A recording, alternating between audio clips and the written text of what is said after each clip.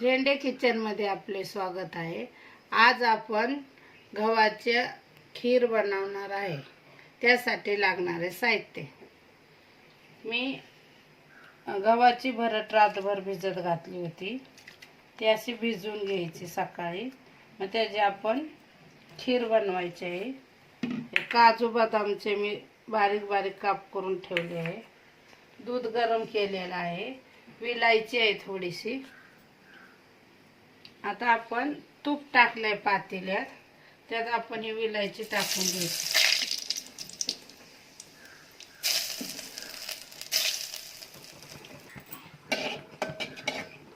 विलायची टाकली की आपण ही भरड त्यात टाकून द्यायची आहे चांगली।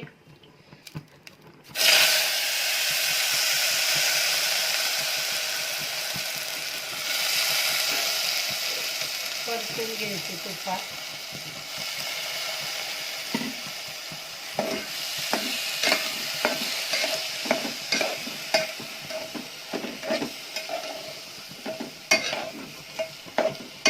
आपण याच्यात गूळ टाकणार आहे, साखर न टाकता गूळ टाकून ही खीर बनवणार आहे आपण। गव्हाच्या भरडची गुळाची खीर। व्यवस्थित परतून घ्यायची चांगली।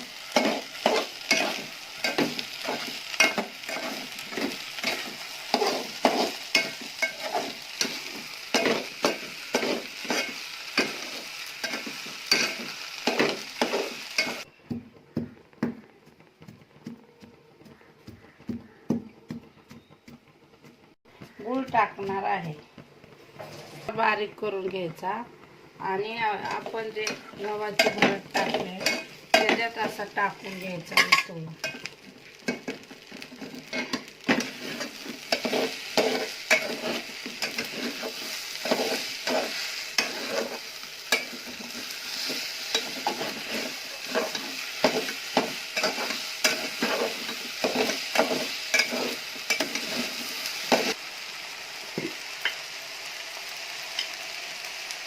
चवीनुसार आपण थोडंसं मीठ टाकून घ्यायचं, म्हणजे चांगली टेस्ट येते खीरेला।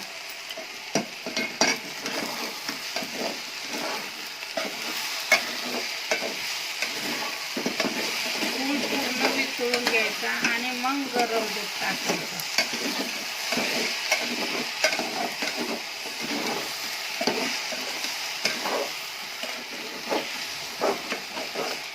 वितळून घेतलं आहे, आता आपण त्यात गरम दूध टाकणार। गरम केलेलं दूध टाकायचं।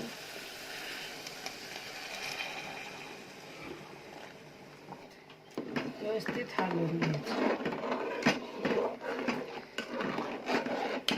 त्यात मग काजू बदामचे काप बी टाकून द्यायचे।